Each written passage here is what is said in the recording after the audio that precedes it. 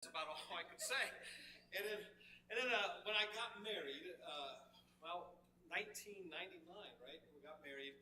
Keith Ball said, they need a preacher up in Cyrus. They were without a preacher, and John, you're going to go. And I said, he didn't ask me. He said, John, go. And so I went up there to preach, and that was the most odd time that I've done. That's probably the first time I've preached outside of your local. You always preach for your congregation. First time for a visiting congregation, and two things happened. They were disfellowshipping the preacher at that time, so I felt very awkward.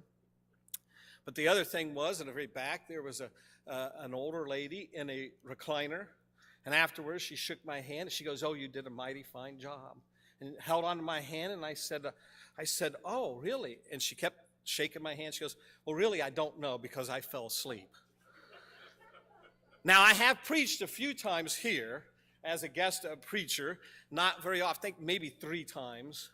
One time I came in and led singing, and someone said I sounded a lot like Gomer Pyle, so I don't know what you're going to get tonight, but I hope that you can compare, the folks who know me, maybe compare how I've progressed and how I've gotten, because it's different when you're a circuit preacher, a traveling preacher, and you go from church to church to church, than when you become full-time. When you get to a certain point, you may not spend 6 or 7 hours doing the research on a paper, but I do, because now that I have the time, I feel like I need to, just so you can do those things. But in full disclosure, as he said, I was an athletic director, and I've been to school administration for 20 years, and I would tell you during that time, I never had events on Wednesday. I worked in a school district that was way bigger than Greenville. They're Southwest-looking local schools, and we had all the sports. You talk about tennis and soccer, and they even have field hockey and all. You name all the sports, and they had it. Never had an event on Wednesday. But I got a lot of pushback for that, because now that Wednesday was open, let's start having open house on Wednesday. Let's start doing this on Wednesday. Let's start doing this on Wednesday. As a preacher, a lot of people come up and ask, is it okay if I miss church just this one Sunday to go over to, because the racetracks are down there near where we're at, there in Greenville. There's some racetracks down the road, down there in New Paris, Ohio. And can we go down to the racetrack just this one Sunday? You think that would be okay? Do you think it'd be okay if I take the kids to a ball game and instead of going to church just this one Sunday? We're not even talking about Wednesdays now. They're talking about encroaching upon Sunday. The Ohio High School Athletic Association used to say, we will not do activities on Sunday. That has changed. They now allow you to do tournament games on Sundays. When I used to run the districts and regional and even the state quarterfinals at our facilities, we would make accommodations for every religion except for Christianity. Because if the people, the Ethiopian population there in Columbus, if they were going through some kind of fasting, we would change the schedule for them. When the Jewish people there in the Bexley had some holiday, we'd change it for them. But boy, you change it for a Christian. That was a fight, a lot of pushback. But there's basically 2 wrong things with the type of questions that people ask me. Is it okay? First of all, they're asking the wrong person. Revelation 1:10 calls Sunday the Lord's Day. It's not the preacher's day. It's not your day. It's the Lord's day. And we know it's on Sunday because of Acts chapter 20 and verse 7. On the first day of the week, they would gather, break bread, preach, sometimes till midnight, Paul did, right? And so we know that that's the Lord's day. They're asking the wrong person. They need to go to prayer and ask God, is it okay? But the second part of that is they're asking the wrong question. See, the real question is, if it is the Lord's day, why is it the Lord's day? The Lord says, I'm giving you all these other days. One day I ask you to honor me. I want you to come and honor me, worship me. I want you to know that I am your God. I want you to take your time and sacrifice your time to worship me. The focus isn't on me. The focus isn't on me. I'm not an audience member. I'm a participant in the worship. Focus is on God. And so they need to say, is what I'm going to do instead of going to church on Sunday, is it honoring God? Is it honoring the Lord's Day? That's the question they need to ask. Can you miss one Lord's Day and go golfing? People do that. And have it honor God. That's the question they need to go. Now, David Farr, if you guys have new Christians that are baptizing, David Farr wrote this book, The Beginning of Confidence. It has very short little lessons in it. It tells you, that's the problem is we don't teach the basics anymore. We don't teach, there's 5 elements of worship, and those elements are to be done a certain way, and to be done every Sunday. And when those elements come together, that's worship.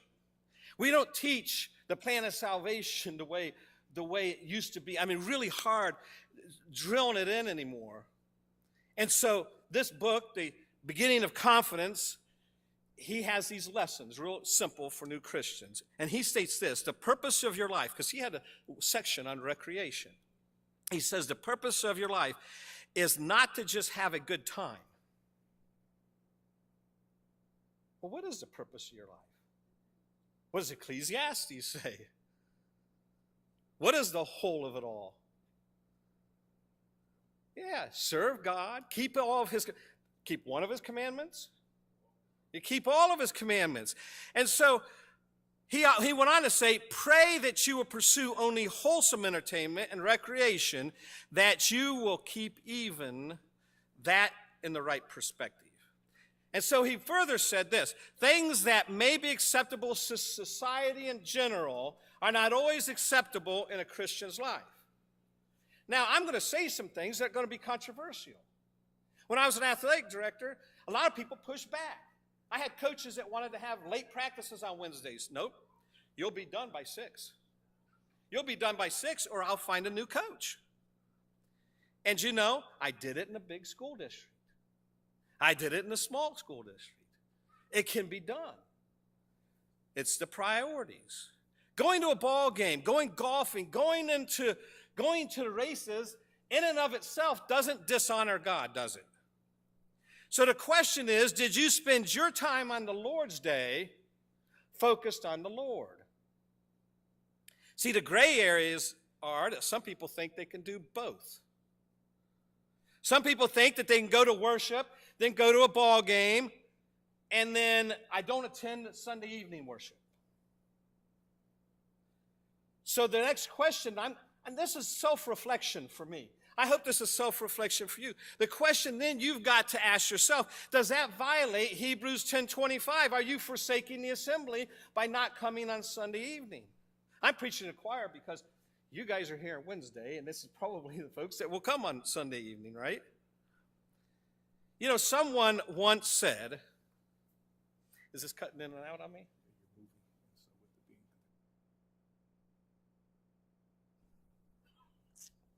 I thought you were just coming up to give me a hug. Well, he was giving hugs out earlier. I thought maybe he's giving me a hug. Someone said this, worshiping, now listen, my father is handicapped. By the way, he's just now starting to suffer symptoms of dementia. He's saying things that don't make sense. And so they just got an MRI back, and he has some atrophy in the brain, and so he is beside himself as a result. And so online worship has its purpose. One of the best things coming out of the devil's virus is online worship. Guess what? One of the worst things coming out of the devil's virus? Online worship. Because someone said online worship is a lot like watching the holiday fire burn on your TV. I get all the ambiance, don't I? I see the fire. Do you get any warmth? Do you get any fellowship? No. And so we're going to reflect a lot of this. My son Christopher started playing football. They had games on Sundays. They had games on Wednesdays, and we had to make a decision. Because on Wednesday, we went to church. My son, by the way, he's at church tonight. He's up in Greenville. He drove himself. And he texted me, Dad, I'm leaving. It was 10 after 6. He's going to be there before anybody else. So he usually opens the doors and unlocks them, but he's going to be there by himself. And so on Wednesday, we would go to the game, and we left the game early. And wherever we were, we went to church. We'd go to church there in Xenia. We'd go there to Fairborn. We would go wherever there was. And we didn't care. Did the coach like it? No. Did it affect his playing time? Yes. Was it the right thing to do? Yes. Even to this day, he sets aside time for church, and he doesn't even think about going anywhere else. And when I'm sick, he'll go, I want to go to church anyway. When he wasn't driving, he goes, Dad, I want to go to church. I said, well, I'm sick. I can't take you. Your mom's sick. We both have COVID. We both had COVID. He said, what am I going to do? And I said, well, call brother so-and-so. And they came, they picked him up. He went to church. He wasn't even a question in his mind. Not everyone can understand. Not everyone puts that priority where we did. If you're truly sick, and you have an appointment with a specialist, my dad has an appointment with a specialist, a neurologist, September 27th. Now, he'd like for it to be sooner, but that's the earliest they could get him in. Because of his muscular dystrophy, he has to go to a specialist. Now, if that appointment came up, do you think he's going to cancel because there's a ball game on TV? September 27th comes up. Do you think he's going to cancel and say, oh, no. It would take something extreme. He would have to be sick, truly sick. If you want to get well and you want to stay healthy, and you know it's going to take months to get that appointment, like for my father, he's not going to miss that appointment. He's only going to cancel for an emergency. Question, what about your spiritual health? You have an appointment with the great physician every Sunday. And any time the saints meet, quite frankly. Matthew 9:12 says that he is the great physician. Is that not as important? And, that's where we get that idea of providentially hindered. My father can't be at services much time. Right now with the dementia, he's afraid to say something that might not make sense, so he stays at home a lot of times. But when he does feel well, he gets out. He came there, Greenville. You guys had a nice talk, too, I think. You knew a lot of people. But if you're sick, you get in a car accident, God understands that. Will he understand the ball game? That's the question. But before we go on in your paper, I think we want to define something. I think you have already probably had folks define this. But holiness is total devotion to God, but specifically the Hebrew word literally means to be set apart and separate. It almost sounds like the word sanctification, doesn't it? To be sanctified, to be set apart. It almost sounds like the word ecclesia, the word for church, which is mean to be called out from the world. Doesn't it sound very similar? Holy. It's a life of discipline. It's a life of focus. It's a life of attention towards what did Ecclesiastes say in chapter 12? Keeping all of his commands. Not one, all of them, not the ones you like, all of them. That includes assembling on the first day of the week. And for God, holy means absolute purity. You know that song we sing, holy, holy, holy? Say holy once, that's one thing. But to say holy twice, that's like saying, well, you're holier than that person. My brothers and I used to get in this contest, and I'd say, one of them say, well, I'm pretty smart. And the other goes, well, I'm smarter. Well, I'm smartest. Well, I'm the smarterest. And we just kept going. And when you say holy, holy, holy 3 times, that's perfection to God. He is the holiest of holy. And so holy for him is perfection and purity. And so I want to keep that in mind. What does that mean? What does perfection and purity mean in our recreation? Any activity that we do for enjoyment. Before I was married, I often missed Wednesday nights to golf. I'll be quite honest, I did. No thought in my mind I didn't have any thought about going to church on Wednesdays unless golf wasn't going on with the rest of the principals. Golf isn't in and of itself a bad thing. We all need activities. We all need to decompress. It's how God created us, by the way. We need time to recharge. What about Peter when right after the crucifixion of Christ, and he was just agonized? What did he say in John chapter 21 and verse 3? He says, I'm going fishing. I don't remember Jesus saying that was a sin for him to go to fishing. I don't read that in my Bible. He says, I'm going fishing. In fact, it seems that John was there with him. But at verse 12, not only that, Jesus joined them and they had breakfast together. How would you like to have a hobby and decompress? And as soon as you're done doing whatever that hobby is, Christ meets you there and says, let's go have breakfast together. I tell you what, that had to be the most uplifting thing for the apostles. And so, Peter and John, we know were there. Idolatry, worship of false gods. Some people say it's an extreme admiration and love. Some people say you should not call anything awesome except for God because that's a term reserved for him. I'm not sure I'm quite there yet with that, but I understand where they're coming from. This idea of extreme admiration is really reserved for God. Anything we put before God is an idol. And so by defining those words, it kind of brings the question, how do we attain holiness in recreation? Because God says it's okay to recreate. How do we attain recreation? How do we not put it before God and as an idol? You know, there's a book called Sport as Religion. I can't remember the author, but I had it in my library. I should have looked up the author. And it states that sports are taking over in society as religion. Where else where else in society does someone stand up, swear allegiance? They do it to the flag, right? Sing songs, the national anthem, the fight songs, whatever. They sing songs. And they spend their money, and they spend their time, and they're consumed by that sport. And they let everybody know about the games that are coming up. They let everybody know about the championships their teams have won, right? And they never complain once about having to park a mile away and walking.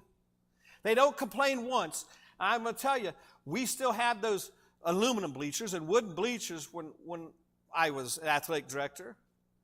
Not once did they complain about sitting for 2 and sometimes even up to 4 hours watching their kids play sports. They weren't bothered by those things. It's replaced religion. You know, to go to some churches. When I first went to church, first memories of church as a youngster, we didn't have padded pews. You weren't taking your Hot Wheels and running them up the pews. Why? Because they made noise. People won't come to some churches because I know some people say, well, we won't go to that such a church because they didn't have pads. I actually had someone say that to me not too long ago. You know, the first thing I ask when I'm interviewed, they say, what's the first thing you're going to do? You know, after building relationships, I think that's important. But what is my number one answer? I want to do a zero-based budget. You guys may not know what that is. That's where you go through. A lot of people build budgets, traditional way, is I take how much I spent on this, whatever category it is, and I add whatever the 3%, whatever inflation is. And that's how I get my next budget. Well, zero-based is I throw everything out. And I see line item by line item exactly what we paid for, down to the very one postage stamp or one paper clip, whatever it was, and I put it back into the categories that it belongs to, because then I could truly see what we're spending our money on. See, what you spend your money on in an organization tells me what the priorities of that organization is. What you spend your money on and what you spend your time on is your priority in your life. Self-reflection. I think for most of us, most of our money's spent on providing shelter and food for our families. But it's the discretionary funds where the recreation comes in. What do you do with your discretionary funds? Now, that's the money that's left over after you've done the needs. When I say needs, I pay my mortgage, I pay my car payment, I pay the things that I need to do. But we're going to talk a little bit about first fruits. But I want to make this point. It's okay to recreate. It's okay. Recreation is not evil. Recreation is not forbidden by God. But put it in proper perspective. I'm going to tell you this. We don't preach about it very much, but do you know sex is a gift from God? Do you know that? But what happens? If you use it outside the parameters that God set for it, and what does he say? It's to be done in marriage, right? It's reserved for marriage. And if I do it outside those parameters, it is sin. Now, let's put that towards recreation. Recreation's okay. You put it before God. Just ask yourself, this is a reflection. Do you know in Luke chapter 15, remember the story of the prodigal son? He desired recreation, didn't he? He said, I want to go out and I want to have fun. I want to go out and party. And, God gives us that choice today. You could go out and you can go golfing if you want to on Wednesday. You can go to the ball game on Sunday if you want. He's giving you that choice. He's giving you free will, right? But I want to focus on something else about when he came home. Luke 15, verse 25, now his older son was in the field, and as he came, he drew near to the house, and he heard music and dancing. And so he called one of the servants and asked what these things meant. And he said to them, your brother has come home.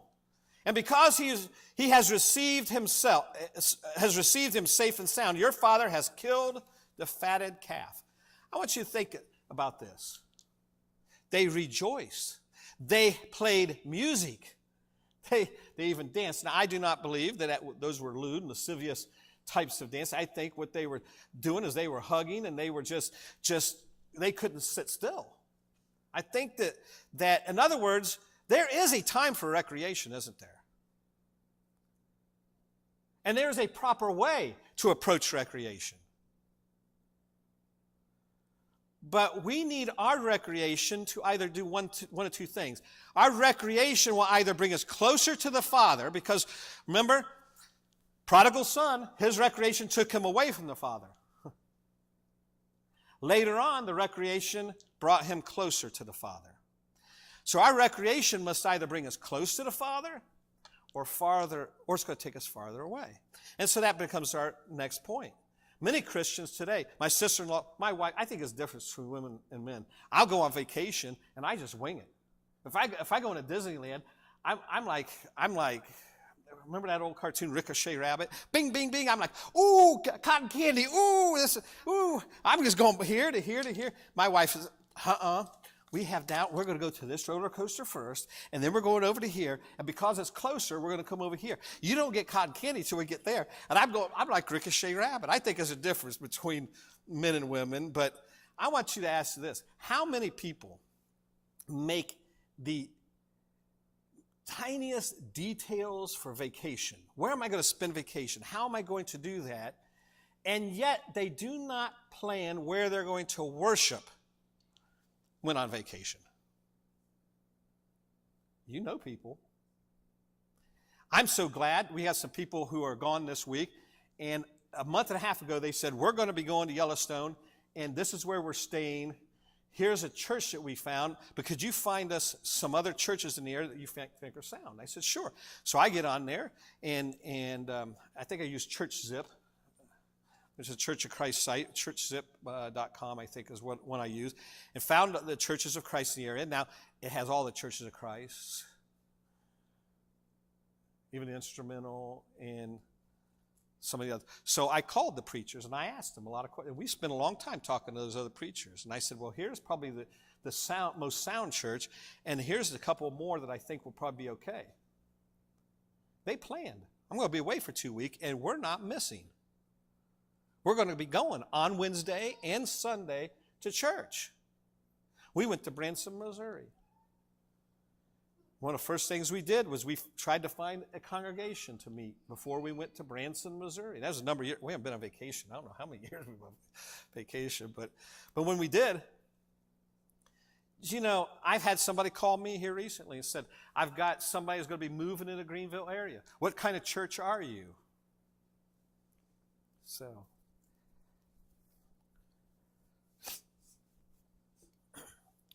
but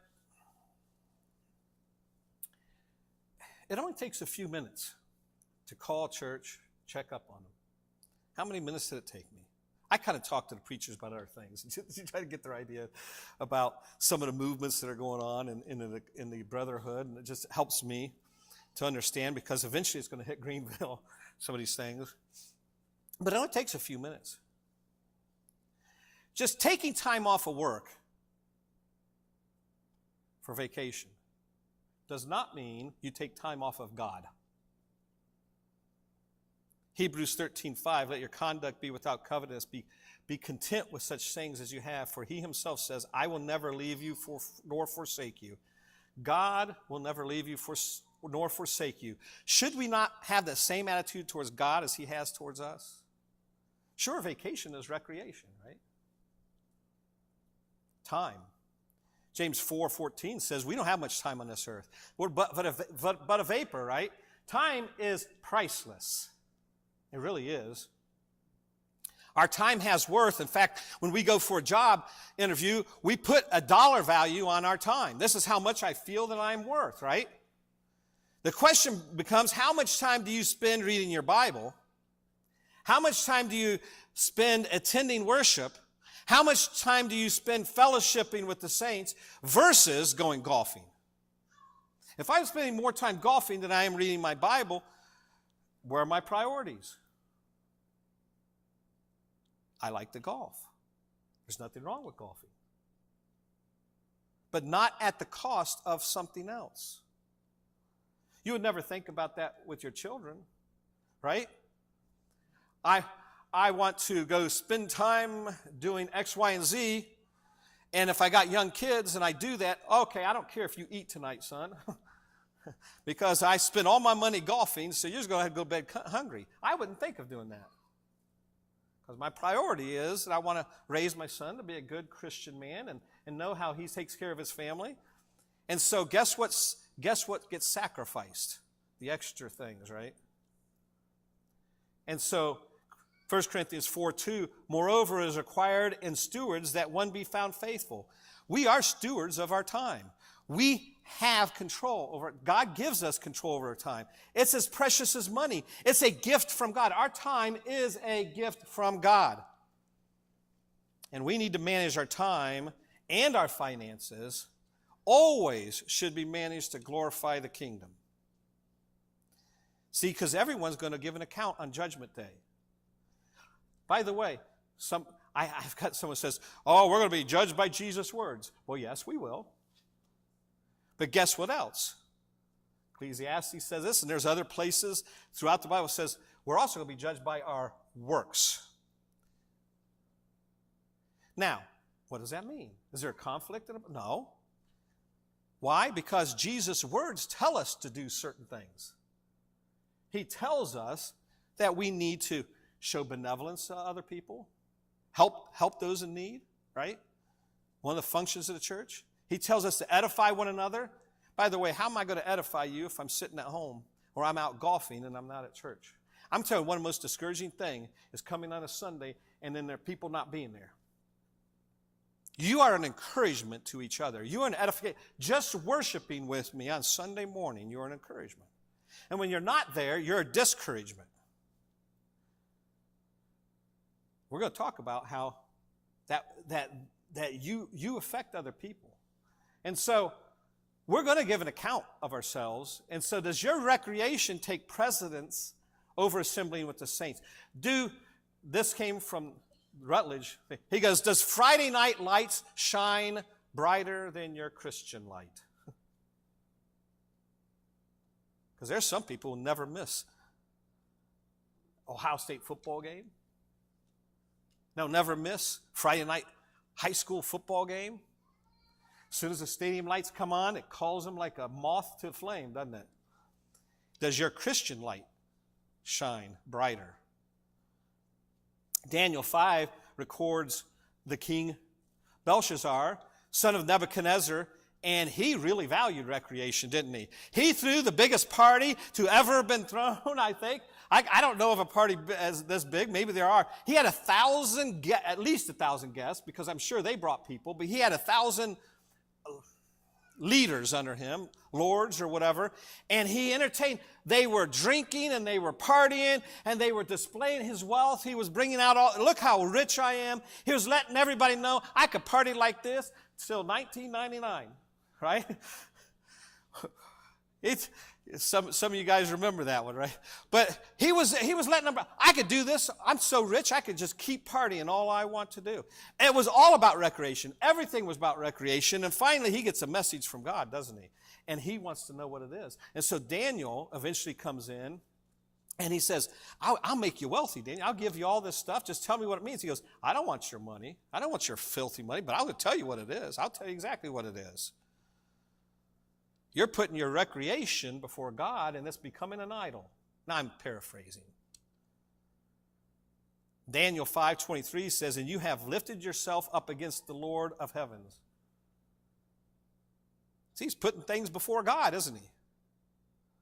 And you have been weighed in the balances. In other words, God's watching, and he's, wait a minute. You should be worshiping me. You're worshiping your money. You're worshiping this drink that you're putting down. And what happened in verse 30? That very night, he was killed. The Ecclesiastes writer and the Psalms writer, they all agree. You know the RV that you drive? I don't have one. I wish I had one. I don't know if any of you guys got an RV. The RV you owned, a vacation home that you own. I know people have vacation homes down there. And, you know, if you don't put God first, I want you to understand it means nothing, because 2 Peter 3:10 says it's going to melt away. It's not going to be here. And you know, eventually, if Jesus doesn't come back, you will die. And you think you got control. Ecclesiastes writer says you don't have control over your money. You think that I've got a will and testament. When you're dead, you have no control. The state could come in and say, nope, you're not getting it. I'm going to take. I've seen it happen. I know you've heard of different situations where they have a will and the state goes, no, I'm going to take most of it. And you have no control over it. And so Psalms 49:17, for when he dies, he shall carry nothing away. His glory shall not descend after him. When recreation becomes your obsession, it will crowd out the church. It's okay to recreate. I was an athletic director. I want you to recreate. I got paid. I'm not doing that now, but I got paid to promote recreation. But not over the Lord. We didn't have those games on Wednesdays. But it's going to crowd out the church attendance. It's going to crowd out your evangelism. It's going to crowd out your benevolence. And it will be a detriment to your soul. But I want to talk about first fruits. We talked a little bit about it. I think I still got time here, right? What's that? I haven't heard a bell. God always wants our first fruits. What does Proverbs 3:9 says? Honor the Lord with your possessions and with first fruits of all your increase. Our free will offering is first fruits. See, we're commanded to give on the first day of the week. We know that from 1 Corinthians chapter 16, 1-4. We're to lay aside as we prosper. But I want you to understand we're to predetermine what we're to give back to God. We're not to pay all of our bills, spend our money on golfing, spend our money on camping, spend our money going to the movies, spend our money on all these things, and then whatever I have left over, if it's $1 and that's all I have, I'm putting it in a plate. That's not what God asked you to do.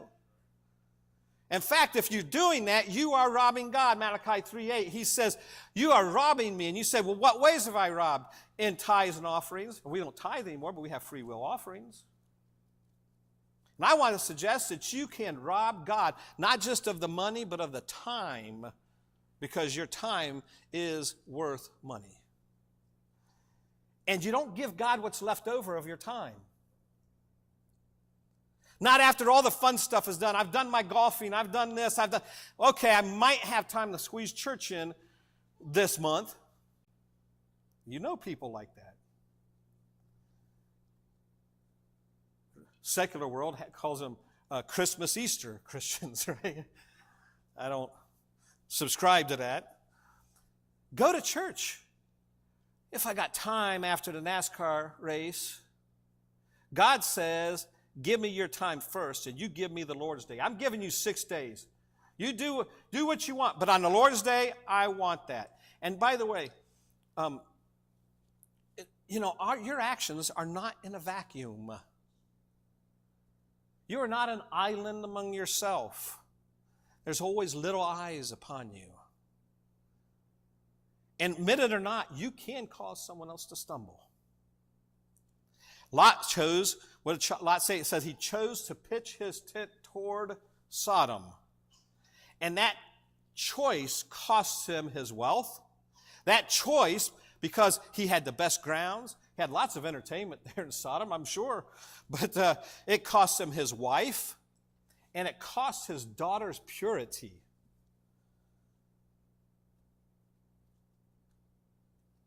And many Christians will sacrifice their own children to the Satan's lie that academia and athleticism should be their life pursuit. Look at this quote. And this is true, by the way. When I used to teach about how to get scholarships for athletics, there is a 0.029% chance that your child will become a professional athlete. It's not even 1%. It's not even 0.5%. It's like 0.5%. It's 0.25% chance that they'll be a professional athlete. I don't know how many people would come up, why is my son not playing in sport? Why, they're going to get a full ride scholarship to college. And I said, only 4%. By the way, become professional, it's even less than that. But it's only about 4% get scholarships, let alone full scholarships. And that's what they would fight for. That's the chance for, look at the rest of the statement. There is 100% chance your child will stand before Jesus Christ. Let's get him to church. Mark 9:42, but whoever causes one of these little ones who believe in me to stumble, it would be better for them if a millstone were hung around his neck and he were thrown into the sea. Your actions are not in a vacuum. If you're a parent and you're here, I'm preaching to the choir. But if you're watching online and you think that it's okay to skip church on Sunday and you're asking the preacher, you're asking the wrong person. And by the way, you decide to do that, guess what your child will do? When I was in Delaware, Ohio, the elder said, we got too many young people. As soon as graduation comes, they leave the church. So, John, we want to know, what can we do to stop them from leaving the church? And I did a lot of study. We had 6 licensed teachers there. We actually came up with the curriculum. But you know what it came down to? You know what it came down to? One thing. Parents. Who has the primary responsibility to teach the Lord to the kids? It's not the preacher. Too many Christians turn their responsibility over to the Sunday school teacher, and that's the only teaching that they get about God. Now, folks, I've seen it, and I know you have too. Especially if you have young ones. If you're not praying with them at night before they go to bed, if you're not reading them Bible studies, if you're not given every opportunity to tell them that rainbow up above, that means that God made a promise to you, and every opportunity you have to teach them about God, then you are cheating them, and they will leave the church. Because you know what they're going to be doing on Sunday instead? Golfing. Going to the ball game. Going to the races. Because that's what they saw you do. Because that's what we found out. We could say all sorts of things, but it came down to one thing. Parents giving up their responsibility as an example to their children. I believe you must have recreation. 1 Timothy 4:8, for bodily exercise profits a little. Sure, we want to do it. But godliness is profitable for all things, having promise of life. And now is and of that which is to come. And so, yeah, it's okay. But not at the expense of God. How do I become set apart? Remember what holiness means? To become set apart from the world. I'm to be set apart. I'm supposed to be different from the world. How am I to be separate and set apart in recreation? By making sure it does not become an idol in my life. Simple, isn't it? When you think about it. Holiness and recreation, I can honor God. And when I do go golfing, I'm not the guy cussing because I missed a shot. I'm not going to be that guy. But when I'm out there, I'm also looking for opportunities to spread God's word. Hey, I got a partner. You got a partner? Good. Come golfing with me. Have you got a church to go to? Have you heard about the good news of Jesus Christ? And I'm going to tell you, that sounds corny. And you may feel uncomfortable when you first doing that. But the more you do it, the more you will find people will respond. I can show holiness and recreation. And by the way, one of Laura and I's favorite thing to do is go to amusement parks. And I'm sure that one of these days when we actually end up having some discretionary funds that we will end up going back to an amusement park. We went about a year ago. All we did was walk around, but we enjoyed people watching. But I can do it in a holy way. Don't send your kids to amusement parks and let your little girls dress half naked. And by the way, it's not just little girls. Don't let your boys run around without shirts on. It's indecent. It's not holy. It's not set apart. That's what the world does. So when I recreate, I need to do it in a holy way, set apart, separate, different from the world. There's nothing wrong with recreation unless I make it an idol. Cannot put it before God. And I know that I got to be out of time. But I didn't hear any bells. I may preach until the bell rings.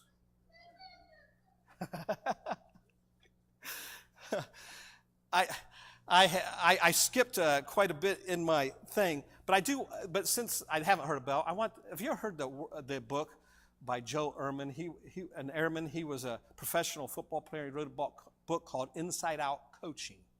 And he said there's two types of coaches. There are transactional coaches and there's transformational coaches. He said there's a transactional coach. I coach because I, as a coach, get something out of it. Their ego gets fed. And a lot of them you find in the little league sports, and it's a win-at-all-cost coach. I want to win out because it makes me feel like everybody's giving me, the coach, the glory and the credit because these little kids went out there and they did this battle and they won. And they're like, oh, what a great coach you are. You all know those coaches. And there's transformational coaches. John Wooden, Pyramid of Success. He was more concerned about the people being successful. Oh. Who's that fellow from Notre Dame? Coach from Notre Dame? Do Right by Lou Holtz. You know what he told us? He said, I don't care if football will come. But in everything you do what's right. He was more important to him that you do right than it was to be the football player winning championships. And they won more championships than I think just about anybody did in their areas. And so transformational coaches are more concerned about transforming kids into good, decent citizens that are becoming good, decent human beings and serve others. The question is, are you a transactional Christian or a transformational Christian? You know, sitting in the front pew at church does not make you a good Christian any more than, we say in high schools, sportsmanship and leadership and decision making, and we justify having sports in the United States in schools by saying all that we do all the things. Do you know just participating does not make you a good sport? You have to have coaches who teach you and give you the opportunity to make decisions, and then have teachable moments about it. Sitting in the front pew does not make you a good Christian. Too many people sit in the pews and they go, what am I getting out of worship? I didn't get anything out of worship. You know why? Because the focus is this here, right here. Focus shouldn't be here. It should be up there, right? It should be to God.